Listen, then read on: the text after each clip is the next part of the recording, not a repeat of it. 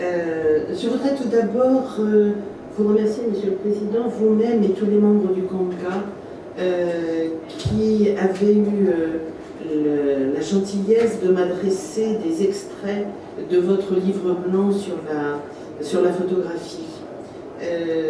C'est vrai qu'il m'est apparu que c'était un travail très dense, très fouillé, très précis, et qui pour moi revêt une importance considérable dans la mesure où j'ai quand même consacré une grande partie de ma vie à la photographie. Alors, vous rappeliez un petit peu mon parcours et vous expliquiez que j'avais été chargée d'élaborer les grandes lignes d'une politique photographique en France. À la différence de votre pays, les choses étaient un peu particulières. En effet, c'est bien le 3 juillet 1839 que le député Arago défend l'idée auprès de ses collègues d'acquérir le brevet de la photographie pour l'offrir au monde.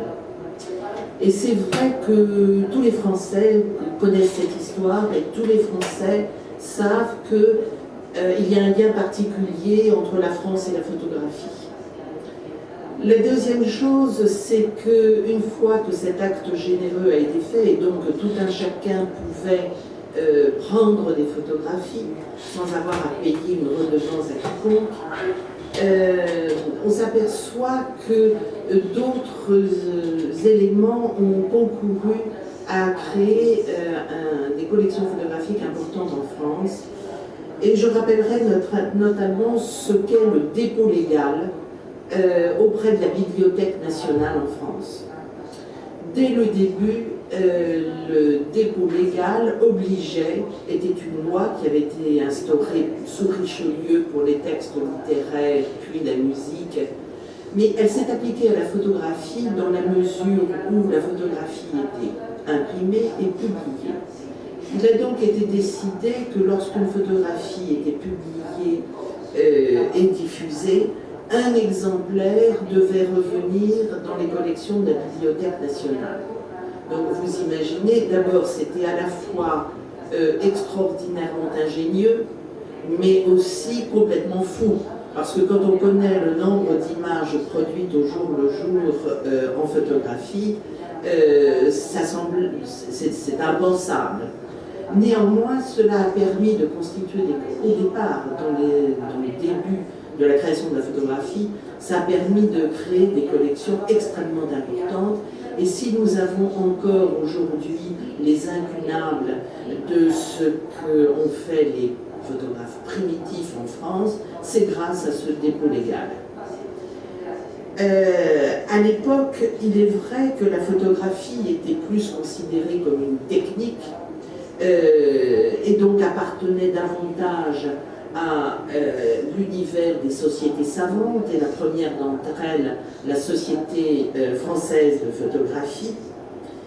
Et très rapidement, la pensée vis-à-vis de la photographie a fait que la question du rôle de la photographie, du rôle de sa fonction, de son éthique et de son esthétique, se sont posées très très rapidement.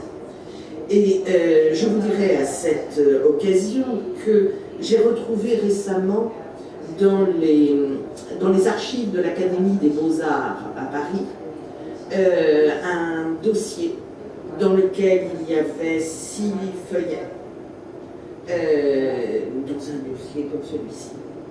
Et comme je suis plutôt curieuse, je suis allée regarder de quoi il s'agissait. Et j'ai trouvé 6 épreuves originales de Fox Talbot. L'histoire est d'autant plus intéressante qu'à part une épreuve, celle qui était à l'extérieur et qui était donc contre les produits chimiques du dossier, à part celle qui était à l'extérieur, tout était dans un état impeccable. Pour ceux que ça amuse, j'ai apporté la publication pour que vous puissiez voir ce dont il s'agissait. Pourquoi est-ce que je vous cite ça? C'est qu'il se trouve que Talbot avait envoyé à l'Académie des Beaux-Arts de Paris ces épreuves pour que l'Académie reconnaisse la qualité ce qu'il appelait des dessins photogéniques et qu'ils reconnaissent la qualité artistique de la photographie. De là, le débat s'est enflammé, puisque les membres de l'Académie des Beaux-Arts, très jaloux de leurs prérogatives et évidemment de l'importance de la peinture et du dessin, disent non, non, non, non, ça c'est pas pour nous, il faut l'envoyer à l'Académie des sciences, puisque c'est une technique. Et on arrive déjà là, très tôt, à ce problème de qu'est-ce que la photographie. Alors, il est vrai que finalement, ce cher Talbot a obtenu gain de cause et que c'est le peintre de La Roche et son collègue, le peintre Schnetz, dont vous n'avez plus vraiment entendu parler depuis belle lurette.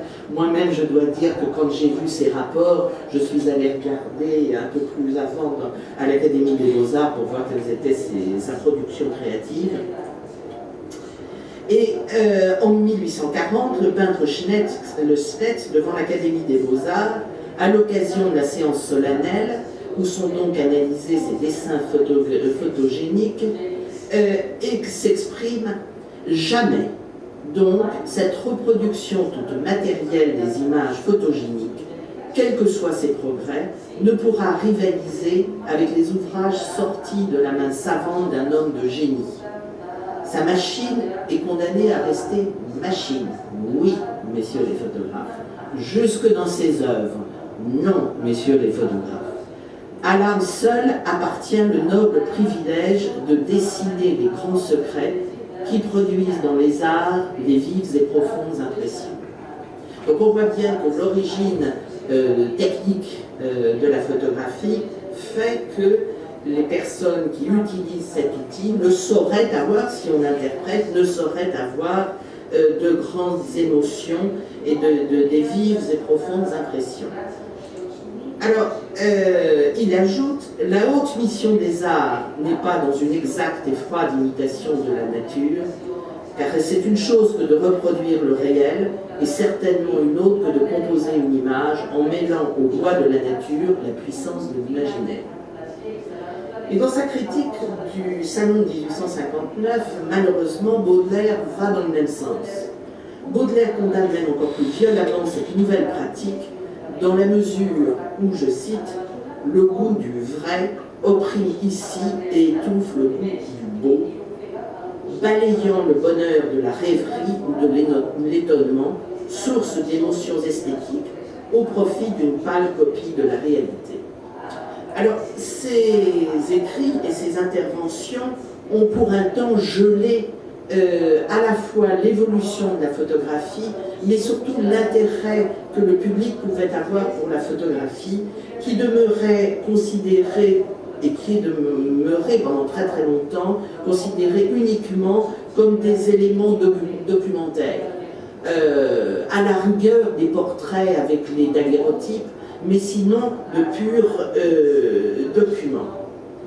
Néanmoins, la photographie s'est bien vengée, car étant documentaire, de nombreux musées, de nombreuses bibliothèques, de nombreux organismes ont fait appel à la photographie. Et l'on retrouve dans énormément d'endroits des épreuves photographiques qui sont des épreuves photographiques. Alors, pas toujours bien traitées. Je me souviens ainsi d'avoir été dans un musée que je ne citerai pas, pour faire l'inventaire, dont je vous parlerai tout à l'heure, des collections de ce musée, et j'ai vu une épreuve de 1841 qui servait à masquer une vitre qui avait été cassée. Mais au moins ça sert à quelque chose, la photographie, même à ça. Ceci dit, je me suis aperçu au fur et à mesure que les sources photographiques étaient infinies. Et je pense que vous allez avoir, ou vous avez déjà le même problème au catalogue. C'est-à-dire qu'on les retrouve dans les bibliothèques, on les retrouve dans les musées, on les retrouve dans les archives, on les retrouve auprès des sociétés. Par exemple, les ponts et chaussées en France, la Société des chemins de fer, les sociétés maritimes disposaient, puisque bien souvent elles les ont données, de collections extrêmement importantes qui avaient été utilisées au fil du temps en tant que documents et qui avaient changé littéralement de statut. Ce travail du changement de statut est aussi une des préoccupations que je suppose vous touchez du doigt fréquemment. Moi, j'ai le souvenir d'avoir été à la bibliothèque du Musée des Arts Décoratifs et d'avoir vu un corpus extrêmement important d'Adjet, notamment tout son corpus sur les jardins, les fleurs et les motifs décoratifs, et sur lesquels, qui étaient prêtés aux personnes qui venaient visiter la bibliothèque et qui avaient besoin de ces documents, et qui, avec un calque, recopiaient bien précisément tous les tours et les détours des œuvres d'Adjet. Il se trouve que le Musée des Arts Décoratifs dépendait pour sa tutelle scientifique du ministère de la Culture. J'ai donc demandé immédiatement à ce que tous les Adjets soient transportés dans la pièce d'à côté, et j'ai demandé au ministre de faire prendre un arrêté suivant lequel on déclassait ces éléments documentaires pour les mettre en œuvre. Et nous avons ainsi sauvé un corpus très impressionnant que vous pouvez voir, qu'on a publié, je vous raconterai ça tout à l'heure. Donc, si je m'arrête un tout petit peu sur ces éléments-là, c'est que la photographie présente une autre difficulté qui est la masse que l'on peut avoir d'éléments photographiques dans une collection, même une collection personnelle, même une collection d'un auteur. Et il faut savoir traiter ça, et traiter la photographie, qui est à la fois une technique, une œuvre de création, une œuvre documentaire, et que sais-je encore. Alors, on peut constater en France que l'aspect patrimonial de la photographie a longtemps prévalu. C'est-à-dire qu'on s'est tout d'abord préoccupé du patrimoine que petit à petit on retrouvait, qu'il s'agisse de photographie scientifique. On a sauvé comme ça les fonds photographiques de l'Observatoire de Meudon sur les premières photographies de l'espace. Les photographies des hôpitaux de Paris, avec notamment les travaux de Duchesne de Boulogne, qui petit à petit ont changé de nature au fur et à mesure que la photographie évoluait, que son esthétique évoluait, que les chercheurs réfléchissaient à son rôle et à sa fonction. On en a retrouvé aussi, bien évidemment, chez des imprimeurs et chez des éditeurs. On a retrouvé comme ça toutes les photographies de Maxime Lucan lors de son voyage en Égypte avec Flaubert. On a retrouvé aussi les photographies de la commune d'Auguste Collard, qui était au ministère de la Guerre et qui maintenant n'avait plus lieu d'y être, puisque la commune en 1976 avait plus de 100 ans. Donc, il faut savoir qu'en dehors de tous ces documents, il existait des œuvres photographiques, outre celles qui étaient déposées à l'ABN, dans les sociétés, auprès des sociétés savantes, où les communications savantes ou esthétiques étaient faites, notamment la Société française de photographie, mais pas seulement, puisqu'il y avait des sociétés de photographie dans toutes les grandes villes de France, que l'on a commencé déjà à les classer, c'est-à-dire à mettre les négatifs d'un côté, les tirages de l'autre, etc. Puis on a commencé à s'intéresser aux grandes commandes dont on avait eu connaissance, notamment les commandes qui avaient été faites par le ministère de la Culture lui-même en 1851, avec cette fameuse commande de la mission héliographique qui avait pour fonction documentaire d'ailleurs, là encore, de montrer l'état de dégradation des bâtiments importants, notamment du sud de la France, lors des grandes inondations de 1850 et 51. Mais c'était aussi la trace du camp de Châlons par Le Gray, en 1857, ou bien, là aussi aux hôpitaux de Paris, les photographies de Charles Nègre sur l'asile impérial de Vincennes. Donc, vous voyez qu'en cherchant très rapidement, on arrive vers non plus des documents, mais des œuvres. Donc, insensiblement, le document rejoint une fonction artistique ou une fonction d'information. C'est donc à ce moment-là que notre pays s'est aussi posé des questions sur non plus la protection des images, mais sur la protection des hommes qui font ces images. Les premières lois en faveur de la photographie ont été en 1945 une loi dite la loi Cressard qui protégeait les photojournalistes. C'est-à-dire que à l'époque, les photojournalistes n'avaient pas les mêmes droits que leurs collègues de l'écrit. Donc on les a assimilés à des professionnels de la presse utilisant certes un autre outil, une autre écriture, mais étant eux aussi des journalistes. Et puis, je vous cite simplement les choses les plus importantes, bien évidemment, parce que le temps passe. Puis, en 1957, une loi extrêmement importante qui a été revue après ça en 1985, qui est la loi sur la propriété intellectuelle, dite la loi sur le droit d'auteur.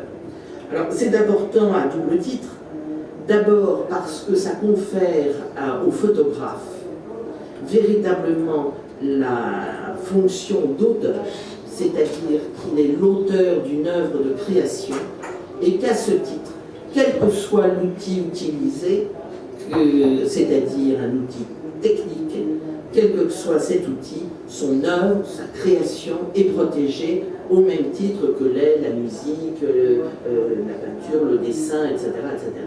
Et ça a très sensiblement modifié la vision que les Français avaient de la photographie.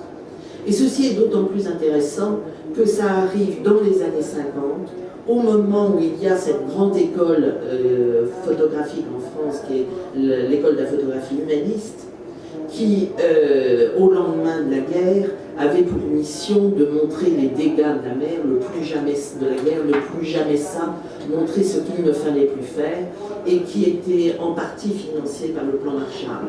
Et c'est vrai que là, on a vu arriver toute une génération de photographes, que ce soit Bouba, Douaneau, Rony, Sabine Weiss, etc., etc., vous les connaissez aussi bien que moi. Et donc on voit aussi que dès que l'on s'intéresse à la façon dont vivent et travaillent une catégorie de créateurs, on s'aperçoit que la création fait un bond en avant absolument considérable. Enfin, ça c'est une de mes théories, je ne suis pas sûr que tout le monde soit d'accord avec moi, mais moi j'y crois fermement. Alors, comment est diffusée la photographie à ces époques-là? Bien sûr par la presse, bien sûr par les revues, bien sûr par les livres, mais au niveau de la mostration, c'est assuré par les photoclubs ou les sociétés savantes qui sont des entités privées organisées par des amateurs, et ceci à l'exception de la Bibliothèque nationale et de ces fameux salons photographiques qu'elle a menés tout au long des années 30, à la fin des années 50. Il faudra attendre 20 ans et la création des rencontres internationales de la photographie à Arles, la création des premières galeries, la photogalerie, la galerie Agathe Gaillard, pour provoquer un essor considérable pour la photographie. Alors, les pouvoirs publics ne pouvaient pas rester trop loin de cet engouement. Vous voyez bien que c'était quelque chose, c'était une pratique populaire qui intéressait tout le monde, jeunes, petits, vieux, moins vieux, à travers toute la France. Donc, les politiques ont dû se saisir de la photographie. Comment l'ont-ils fait? Ils ont imaginé de créer la Fondation nationale de la photographie, la décision a été prise en 1973 et la création en 1976. Il s'agissait de créer un organisme qui, à l'exemple du Centre national du cinéma, assurait à la fois la formation, la promotion, la diffusion et l'enseignement de la photographie. Tout ça était formidable, était bien, était généreux. J'ai beaucoup travaillé là-dessus, mais hélas, le verre était un peu dans le fruit, parce que l'État n'a pas osé aller au bout de sa logique. C'est-à-dire qu'effectivement, autant le Centre national du cinéma est financé par une taxe parafiscale, donc par les professionnels, pour les professionnels, là, en fait, on ne savait pas si on s'adressait aux amateurs ou aux professionnels, si c'était l'État qui devait payer, si c'était les professionnels qui devaient payer, si c'était autre chose. Et finalement, il a été décidé d'organiser un financement croisé entre la ville de Lyon et l'État. Donc tout ça a marché quelques années, 3-4 ans, jusqu'au moment où la ville de Lyon, qui est une ville du cinéma et non pas une ville de la photographie, a dit que ben non, ça ne l'intéressait plus et qu'elle allait stopper. Et là, petit problème, qu'allait-on faire de la Fondation nationale de la photographie? Il faut savoir que pour accompagner cette action, un certain nombre de mesures avaient été prises dans le ministère de la Culture, création du Grand Prix national de la photographie, 2 sièges étaient donnés aux photographes pour résider à la Villa Médicis à Rome, au même titre que les musiciens, les historiens d'art, etc. Ça y est, l'histoire de la technique et de la pas technique la page était tournée. Et puis les premières acquisitions officielles par les institutions qui étaient le Musée national d'art moderne qui a vu le jour en 1976, le musée d'Orsay qui a vu le jour un tout petit peu après, et le Fonds national d'art contemporain, dont on vous reparlera, mais qui a créé sa section photographie à ce moment-là. Alors évidemment, ça a boosté votre jeu, mais enfin, ça a développé, disons, à la fois la création et l'économie de la photographie. Parce que, effectivement, les photographes pouvaient compter sur l'apport économique de toutes ces acquisitions.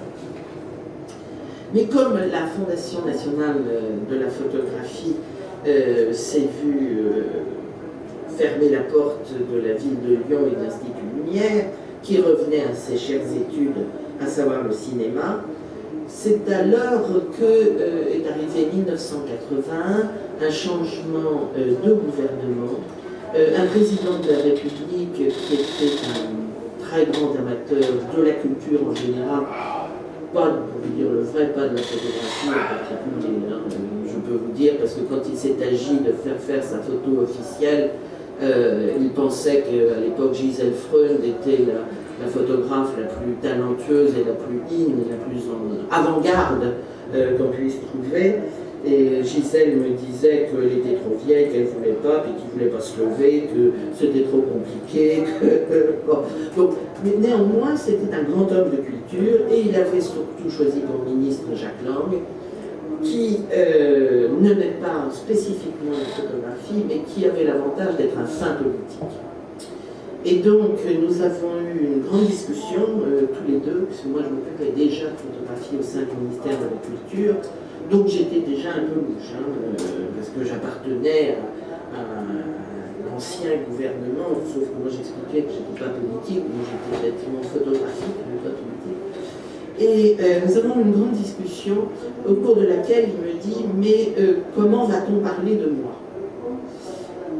Je l'ai beaucoup rassuré. Je lui ai dit « Monsieur le ministre, soyons clairs, aucun journal ne parlera de vous. L'étrange lucarne ne vous mettra pas dans sa boîte et jamais on ne vous verra sur les ondes. Donc ça, on sait déjà de ce côté-là, c'est zéro. En revanche, si vous êtes ministre, c'est pour servir le citoyen. Et si vous voulez servir le citoyen, vous pouvez d'autant mieux le servir que la photographie est une pratique, et là-dessus, je commence à me raconter populaire, mais aussi intellectuelle, mais aussi ceci, mais aussi cela. Et je lui dis, et vous verrez, dans 30 ans, on parlera encore de vous. Et donc nous nous sommes vus, puisque ça faisait 30 ans cette année, nous avons déjeuné ensemble, et je lui dis, voyez-vous, monsieur le ministre, j'avais raison, on parle encore de vous, sur la photographie. Et donc, il m'a demandé de mettre en forme un projet de politique en faveur de la photographie. Il me dit, vous couvrez tout. Oui, d'accord. Je lui dis, qui paye? Ah, on verra, on verra. Très bien. Et donc, j'ai commencé à prendre un papier, un crayon, et à me dire, la photographie, c'est quoi? Qu'est-ce que ça fait? Par qui c'est fait? Par qui c'est vu? Comment ça se conserve? Comment ça s'apprend? Etc. Et donc, j'avais un atout particulier, c'est que nous étions encore à ce moment-là dans un système politique où la politique venait directement de ce qu'on appelle le pouvoir central, ce qu'on appelait chez nous la centrale, et donc effectivement un ministère de la Culture pouvait donner des directives, donner des indications sur ce qu'il convenait de faire et pouvait se faire. Et c'est vrai que 5 ans après, avec la loi sur la décentralisation, je n'aurais jamais pu faire ce qu'on a fait à ce moment. Mais bref, c'était comme ça en 1981. Et bien entendu, il me dit, vous avez 1 mois pour me faire une proposition. Oui, monsieur le ministre. Et heureusement que je connaissais un petit peu le secteur. Et je m'étais aperçue, parce que moi j'étais rentrée au ministère de la Culture à l'époque, pour me pencher sur la question de la protection sociale des photographes. Et je me suis dit, il faut vraiment maintenant finir de régler ce problème. Les photographes étaient soit des commerçants, hein, alors M. Catani, en commerçant, c'est un peu bizarre, soit, comme la tête d'Oineau, M. Catani, encore plus bizarre, des forains. Forcément, parce que les photographes, ça bouge. Donc c'était des forains. Donc je me suis dit, quelle est la logique de la chose? Et j'ai rapproché ça tout simplement du statut des auteurs, des écrivains. Et nous avons travaillé donc à créer la sécurité sociale des photographes dans cette idée de prélèvements sociaux et autres autour de la notion de l'œuvre, de la création et de sa diffusion. Ça a été une réforme très très importante qui a été vraiment actée, je crois. J'avais la chance d'avoir des interlocuteurs au niveau des syndicats professionnels absolument remarquables. Le président était Roger Pic, qui était quelqu'un qui avait dit un visionnaire, et ça a été absolument formidable. Donc, cette protection sociale, fondée sur la question des droits d'auteur, que ce soit les droits de reproduction, que ce soit les droits de représentation dans les expositions, que ce soit la vente d'œuvres, etc., a été mise en place à ce moment-là. Elle s'est accompagnée d'une prise en compte fiscale, c'est-à-dire avec ce nouveau statut, il n'y avait plus besoin d'être commerçant, mais on pouvait être ce qu'on appelle travailleur indépendant, c'est-à-dire qu'on avait le droit de pouvoir travailler un jour à Paris, le lendemain à Lyon, le surlendemain à Barcelone, qu'on n'était pas attaché à un lieu de travail, etc. Mais ça paraît simple comme ça, mais dans la mentalité collective, à l'époque, c'était pas gagné. Et surtout pas gagné avec mes collègues, ô combien charmants mais un peu têtus, du ministère des Finances. Mais nous y sommes arrivés, et c'est là qu'on voit que quand il y a une volonté politique, les choses avancent. Après quoi, ces 2 premiers éléments qui étaient des éléments urgents, on les a associés à une réflexion plus générale sur l'aide à apporter à la création. Il s'agissait donc de donner aux photographes à la fois des moyens de créer, mais des, comment dire, différents éléments qui leur permettaient de bénéficier soit d'aide, soit d'un environnement, soit de tout élément qui rendait sa pratique plus simple et plus créative, puisque c'était au fond du problème de rendre plus créatif.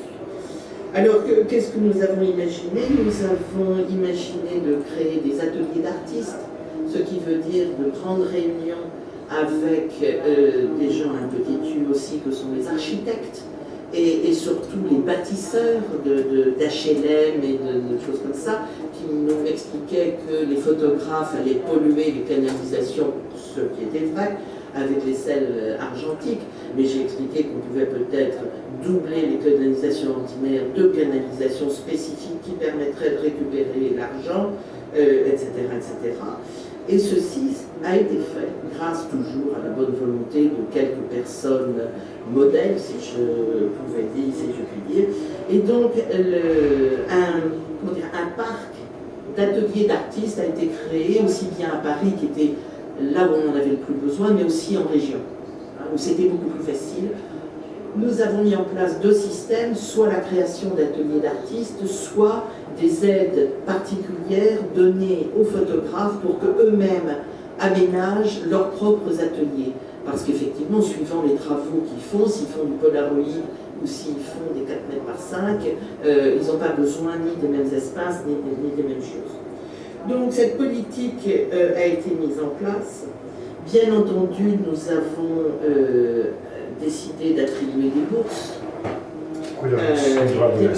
de création et aussi des bourses de recherche.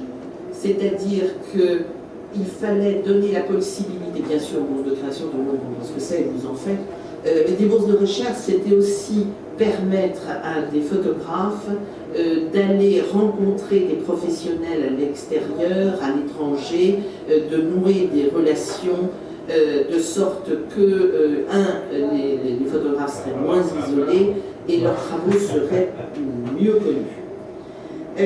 Nous avions un système qui était réservé jusqu'alors aux plasticiens, qui était le système du 1% des constructions publiques. Ce 1% des constructions publiques, ça fait finalement beaucoup d'argent.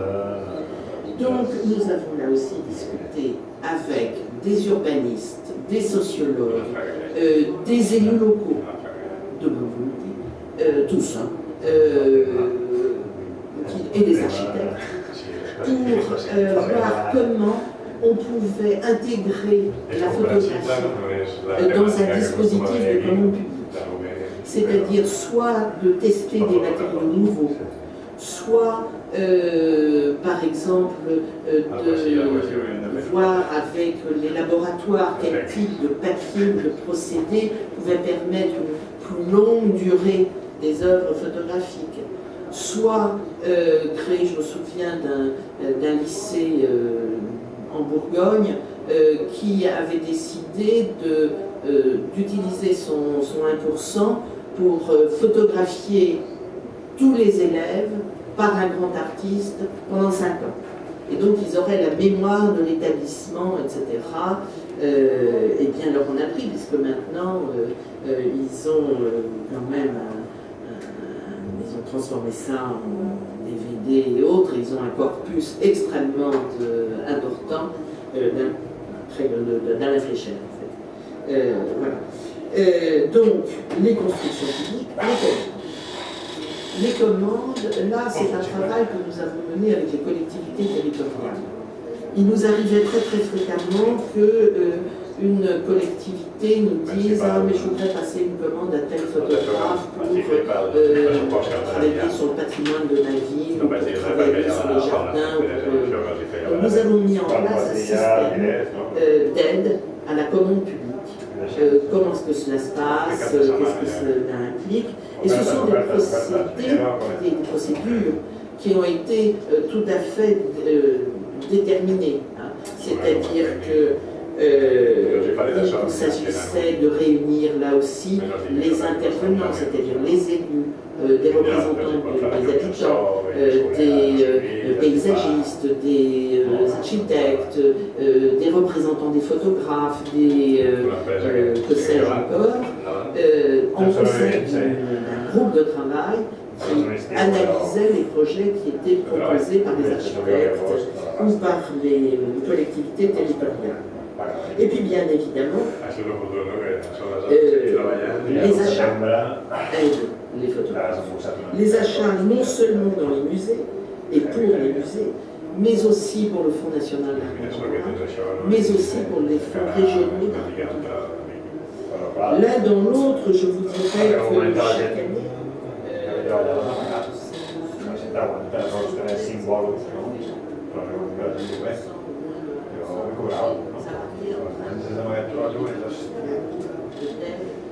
un càrrec d'un crèdit no pots pagar, no? Hòstia, aguanta malament.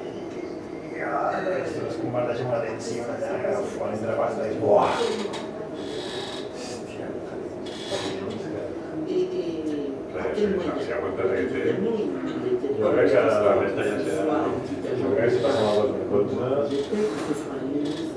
s'ha acabat la cosa no serà tan heavy. Après beaucoup de discussions,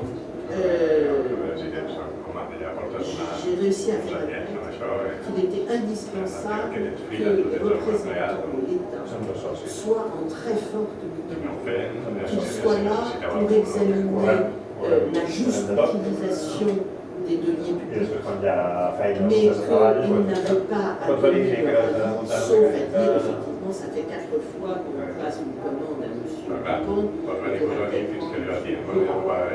et veiller à ce genre de choses. Mais l'idée était effectivement que ces commissions très ouvertes et qui variaient suivant qu'il s'agisse d'ateliers. Par exemple, dans les ateliers, il y avait beaucoup de représentants qui étaient capables de dire ah oui, non mais attendez, ça va pas être bien, on a besoin d'ordinateurs, mais moins des tirages ou ceci ou cela. Donc, au fur et à mesure de l'évolution des choses, les commissions spécifiques par domaine avec des intervenants différents. C'est vrai que pour donner des bourses à des photographes, on n'a pas besoin d'architectes, sociologues, plutôt avec des observateurs de musées, etc. Chaque commission avait sa propre logique. Et l'idée étant que c'était ce collège nommé par pour 3 ans, donc on les avait pratiquement. Porque no te iban ni que sí ni que no. Y tú estás pinchado que si diguessin que no. Décidait du moyen de distribuer. Diguéssim que, mira, que paguem al gener. Val, si ho monto, on a un petit pot peu tenir, no? limité Però, les dégâts. no sé, i anem a deixar de partir. Politique, parce qu'effectivement, vous imaginez Parce qu'avant de manger, une commande, no pot ser. mais le maire, il veut évidemment que ce soit Jules qui ait la commande, qui est son neveu, qui a tellement besoin de travailler. Donc, on comprend très bien que Jules ait besoin de travailler, mais on comprend aussi très bien que Jules n'est peut-être pas le photographe le plus beau. Ou peut-être Métine, d'ailleurs. Donc voilà, ce bloc qui concerne l'aide à la création. Bien évidemment, une fois qu'on a créé les œuvres, qu'est-ce qu'on fait? On les montre. Donc c'est le deuxième chapitre qui était l'aide à la diffusion. Et nous avons été très attentifs au fait que cette aide à la diffusion avait un empire des répercussions économiques indirectes. Quand vous commandez quelque chose à un photographe, on va faire travailler vraisemblablement un labo, un cadreur, etc. Donc les sous-traitants d'une profession sont eux aussi indirectement aidés par cet apport économique qui est de l'or. Alors l'aide à la diffusion a pris plusieurs aspects différents. L'aide à la première exposition, qui avait pour but d'aider aussi des galeries, parce que nosaltres no feia promoció especial, instal·lant material, donc on voulait aider les galeries avec cette aide à la première exposition. Faire une première exposition d'un jeune photographe, ça coûte cher, une fois qu'il est venu, il va dans une galerie et les choses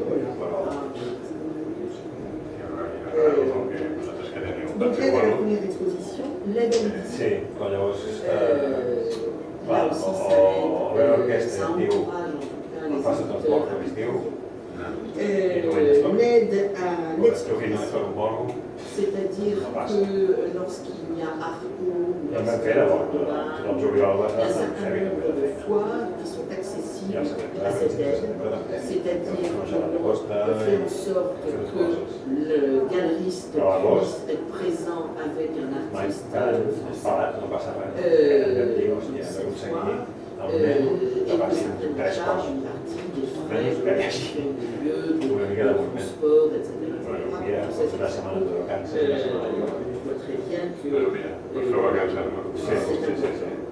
après quoi, il y a évidemment l'aide aux organismes photographiques spécialisés, les centres d'art, qui sont labellisés, il y a un label, parce qu'ils ont tous à payer des charges.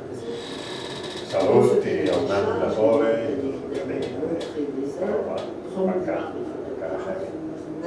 accueillir, faire de la sensibilisation à la photographie et quel que soit le public, que ce soit des publics scolaires ou que ce soit donc autour de ce cahier des charges, on aide en fonction de leur représentation et en fonction du fait qu'on leur demande de faire ce que les voisins exactement faire. Puis on leur demande de produire au moins une exposition. Ils peuvent reprendre des choses, ils peuvent rentrer des œuvres,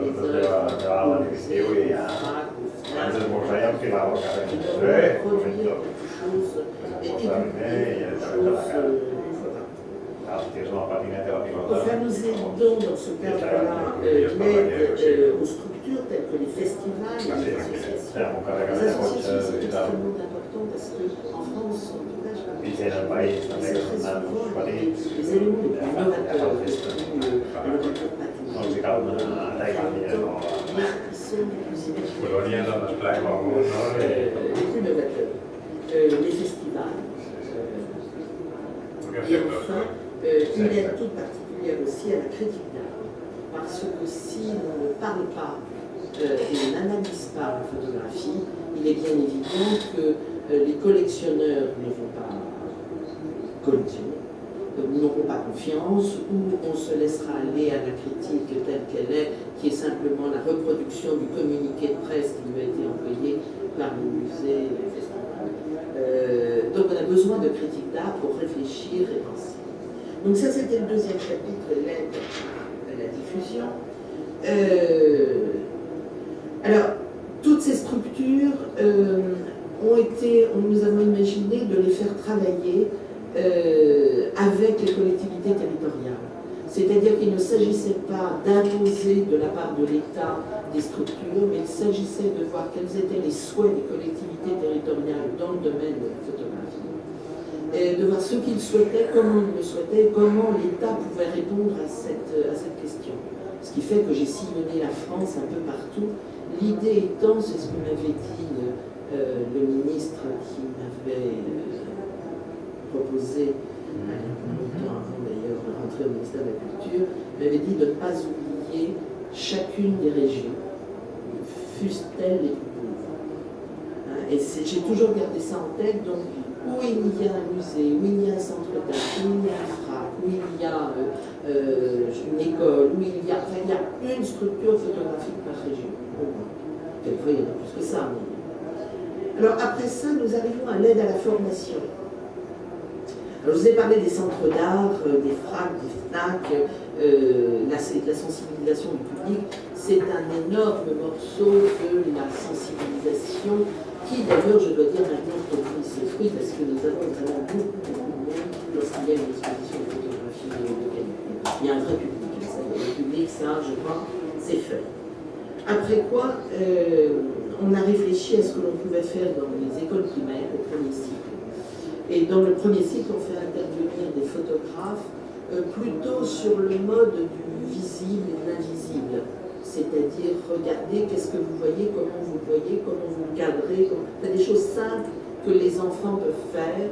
Et voilà, et tous des programmes ont été développés comme ça dans le premier cycle. En revanche, dans le deuxième cycle, c'est-à-dire les lycées pour l'essentiel, là, nous avons un système d'artistes en résidence. C'est-à-dire l'établissement scolaire accueille un artiste. Vous savez qu'il y a des cours d'expression artistique, on ne sait pas très bien ce que ça représente, mais enfin bref, il faut faire de l'art une fois par semaine. Donc là, ils font de l'art photographique avec un artiste, un photographe, sur un sujet qui est déterminé avec les enseignements. Alors c'est très très variable. Ça peut être soit de la lecture de l'image, ça peut être de l'histoire de la photo, ça peut être de l'esthétique. Enfin, ça dépend du niveau. Évidemment, en terminale, on va plutôt parler esthétique, et dans les autres classes, on va peut-être plutôt parler, je ne sais pas, de reportage sur telle et telle chose, photo de guerre, enfin, ça c'est... Et c'est là où on voit, si vous voulez, par exemple, que le public fonctionne bien, parce que si je vous dis qu'il y a à Guisa pour l'image, à Perpignan, qui est votre voisin, qu'il y a pendant la semaine professionnelle et la semaine d'après 50 000 visiteurs, certes c'est gratuit, mais 50 000 visiteurs, et il y a tous les scolaires. Ça, je peux vous dire que on est gai, ça rit, ça prend des notes, ça fait des choses, et quand il touche, il voit le photographe, là c'est le bonheur absolu.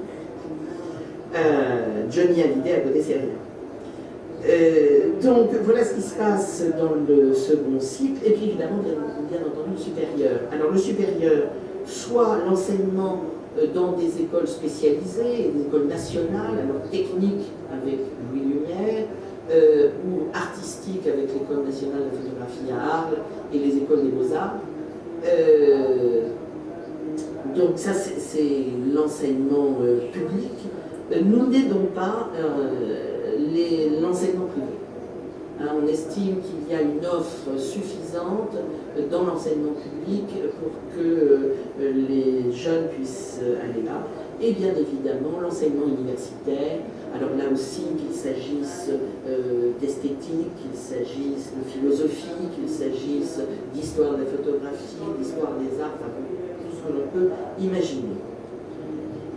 Et puis enfin, le dernier chapitre, c'est la prise en compte du patrimoine. Alors, la première chose que nous avons faite, c'est l'inventaire des collections, des musées, des bibliothèques, des archives nationales. C'est là qu'on a fait des découvertes intéressantes. On a découvert des choses absolument incroyables, hein, qu'on n'imaginait pas, avec toute une équipe. Mais alors justement, qui dit équipe dit professionnel. Et qui dit professionnel? Eh bien, au début, on n'en avait pas.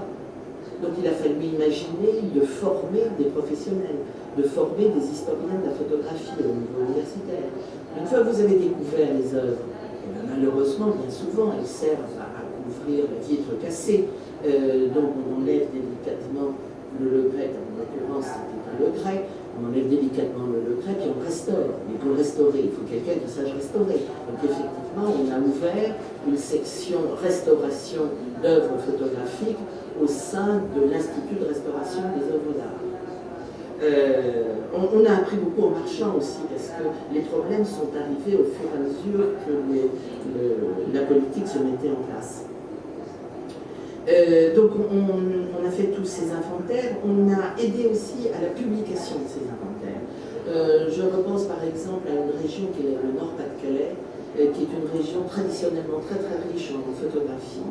Et pour le 150e anniversaire de la photographie, on a publié le catalogue raisonné de l'inventaire des photographies du Nord-Pas-de-Calais, donc tout ce qu'il pouvait y avoir. On a sélectionné quand même le meilleur, hein, parce qu'on a 15 photos. On a fait la même chose en région parisienne, on a fait la même chose en Bourgogne.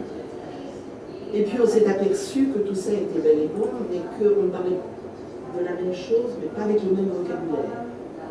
Donc on a décidé de travailler sur la mise en place d'un vocabulaire commun pour l'indexation des œuvres photographiques auprès des musées, enfin des œuvres des musées, parce qu'il est vraiment œuvre, parce qu'il est image, ce qui est œuvre auprès des musées, du FNAC, des FRAC.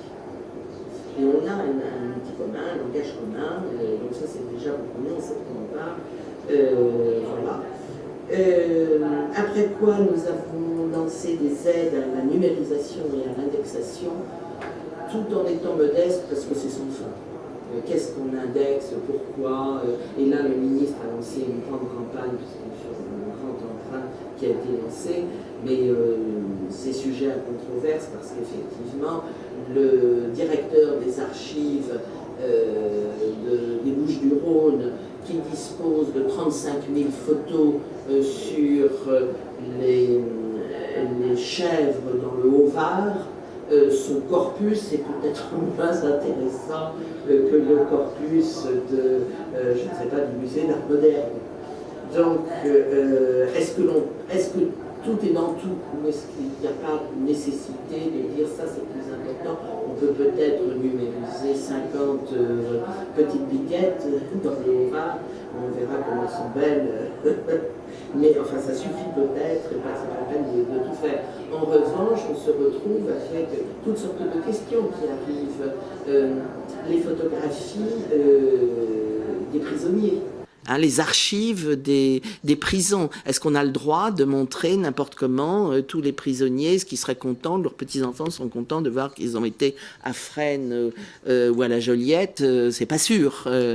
Donc cette question-là, parce que si j'en parle un peu, c'est que j'ai vu que vous insistiez un petit peu sur la numérisation, etc. Cette question-là est une vraie question parce qu'elle implique à la fois des historiens de la photographie, des personnes de bon sens. Qu'est-ce que je montre? Pourquoi? Est-ce que c'est pour sauver les négatifs? Parce que c'est pas les mêmes raisons qui poussent à numériser. Donc là, je dis qu'on apprend un peu en marchant, hein, et on continue. Donc, je vous disais... et puis alors... L'aide aux expositions patrimoniales, parce qu'après tout, il est quand même important que le citoyen qui paye tout ça, on lui restitue son patrimoine. On lui donne la possibilité de le visualiser, etc., etc. Et je terminerai... Donc c'est pour ça qu'on a donné aussi, et on donne des bourses de recherche sur ces questions de la numérisation, de l'indexation, sur les techniques, mais aussi sur le pourquoi et le comment. Enfin, je dirais que 2 idées ont été, pour l'instant, abandonnées depuis 1981, ce qui fait quand même un bail. La première, c'est la création d'un musée de la photographie. J'ai eu l'honneur de servir 20 ministres et secrétaires d'État pendant toute mon action de petit agent de l'État. Et à chaque fois qu'il arrivait, « Ah, Madame de Gouvion-Saint-Cyr, j'ai une idée. Comment se fait-il? Nous allons créer un musée de la photographie. » Oui, monsieur le ministre. Mais savez-vous que la photographie ne peut se montrer que 3 mois? Puis après ça, se repose pendant 3 ans. Donc comment imaginez-vous un musée que l'on changerait de fond en comble tous les 3 mois? C'est pas très pratique. Ah oui. Et puis, d'autre part, si l'on parle de surréalisme, pourquoi est-ce qu'on va travailler uniquement sur la photographie surréaliste? Et où allez-vous mettre Man Ray? Est-ce qu'il est photographe? Est-ce qu'il est artiste? Comment se situe-t-il? Bon, il faut toujours prendre des exemples simples. Parce que les exemples simples, évidemment, ils sont absurdes. Et donc, ça aide à la démonstration. Donc effectivement, face à, il m'a beaucoup servi Man Ray, il a été sympa. Face à Man Ray et face au changement tous azimuts du musée tous les 3 mois, je lui ai dit, vous savez, on manque un peu de personnel dans nos musées, alors je ne sais pas, parce qu'après ça, il faut reconditionner toutes les œuvres, et puis réencadrer les autres, les remonter. Et alors, je faisais des couches, je dis, vous voyez, ça coûte tel prix pour une exposition, une salle de 40 œuvres, ça coûte tant. Alors évidemment, là aussi, l'absurdité de la chose, ça arrive. Et jusqu'à présent, nous n'avons pas de musée de la photographie, même si, en revanche, nous avons accompagné le musée Nicéphore-Niepce et le musée de Bièvre, qui sont des musées de la technique photographique, parce que l'appareil photo, lui, si on ne le fait pas tomber, il ne se casse pas. Et c'est vrai. Et au regard de ça, par exemple, le musée de Bièvre crée un musée de société. C'est-à-dire qu'il a son tel appareil, et tel appareil a permis tel type de photographie. Donc effectivement, quand on arrive aux autochromes et aux appareils à prendre des autochromes, il va y avoir une salle d'autochrome. Mais la salle d'autochrome qui va avoir, je sais pas, 20 autochromes, c'est moins difficile à changer pour remettre d'autres autochromes que de tout changer, etc. Donc, effectivement, il y a 2 musées qui sont des musées, je dirais, le musée de société, des musées de la technique photographique qui permettent de montrer des œuvres, mais sans avoir le falbala de tout changer. Et l'autre chose que nous n'avons pas faite, encore, mais j'ai des craintes, c'est en fait l'idée de mettre l'ensemble des œuvres photographiques consultables sur Internet.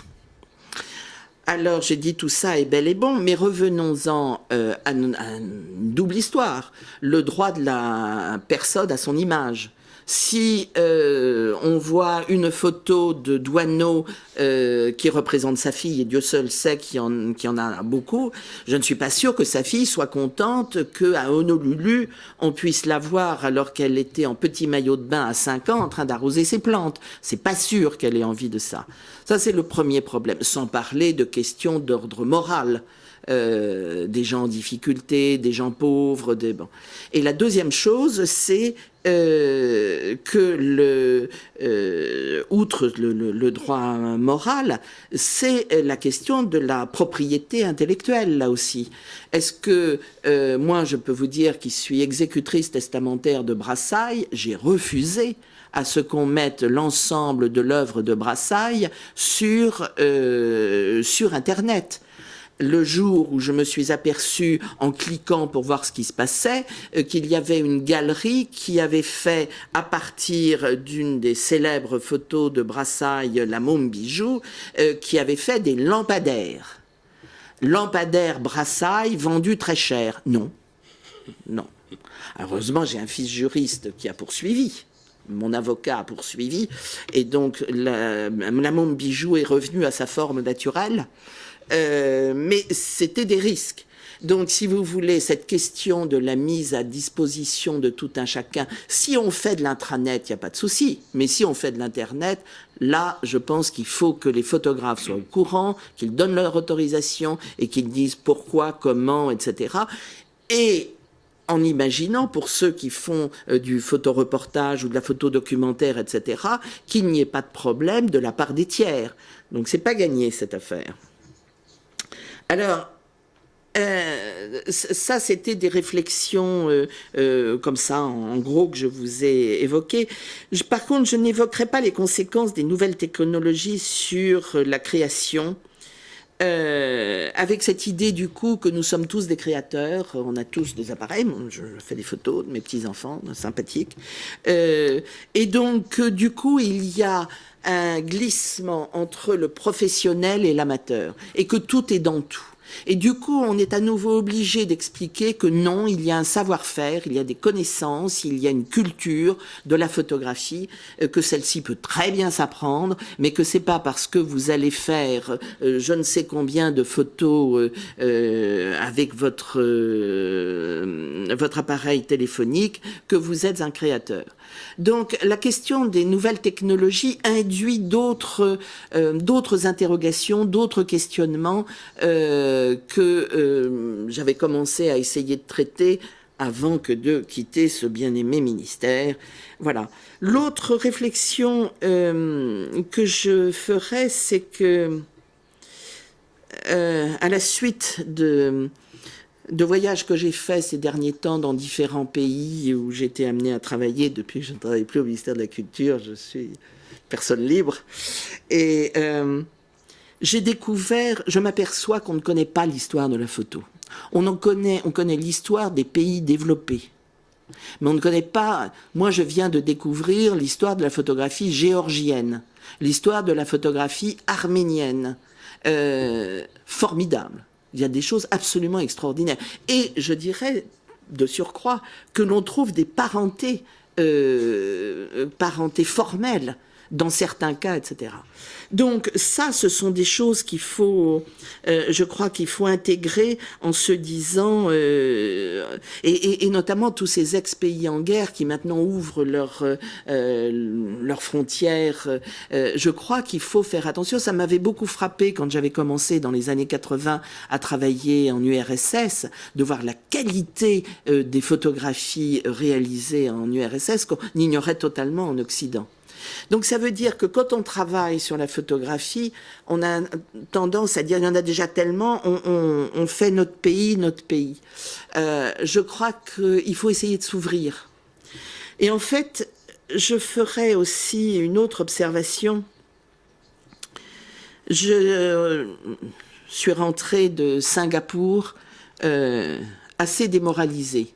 C'est très, très beau, hein, Singapour. Il y a même des grands prix automobiles, mais à part ça, c'est vraiment des cultures étonnantes, des mélanges de cultures, etc. En revanche, quand j'ai entendu le ministre de la Culture me dire qu'il fallait que je l'aide à mettre en place une politique photographique parce qu'il avait décidé que dans les 5 ans à venir, son pays serait la plaque tournante de l'économie de l'art en photographie et dans le domaine des arts plastiques. Là, un grand frisson m'a pris et je me suis dit, oulala, là, là. Et je lui ai dit, mais monsieur le ministre, vous avez déjà commencé? Oui, oui, me dit-il. Ah, je lui dis, ah bon, et qu'est-ce que vous avez fait? Mais nous avons fait passer des lois fiscales, nous avons un port franc. J'ai dit, je peux aller visiter? Il m'a dit oui. Et j'ai visité des kilomètres d'entrepôts. Et dans ces kilomètres d'entrepôts, j'ai vu, de mes yeux vus, des Bonnard, des Picasso, tout ce que vous voulez, des Monet, des machins, qui sont en fait toutes les collections qui étaient autrefois en Suisse ou dans tous les paradis fiscaux, qui se trouvent là maintenant. Donc il me dit qu'ils ont fait ça, il me dit qu'ils développent les commissaires-priseurs, pour faire de la vente, il développe les galeries, et il me dit, c'est pour ça que nous faisons de la formation, et c'est pour ça qu'on vous demande si vous pouvez venir aider à faire de la formation, etc. Je n'allais pas dire non. Si c'est pas moi, ce sera quelqu'un d'autre. Alors, mais ça m'a fait, si vous voulez, ça m'a fait beaucoup réfléchir sur notre patrimoine et nos créateurs. Et je me suis dit, il faut que l'on rende visibles nos créateurs. Et ça, c'est la chose la plus difficile à faire. Donc, comment le faire? Voilà, Monsieur le Président, je pense que la suite de vos travaux vont nous donner la réponse à cette question qui, de vous à moi, là, je n'aurais plus du tout m'inquiète. Merci.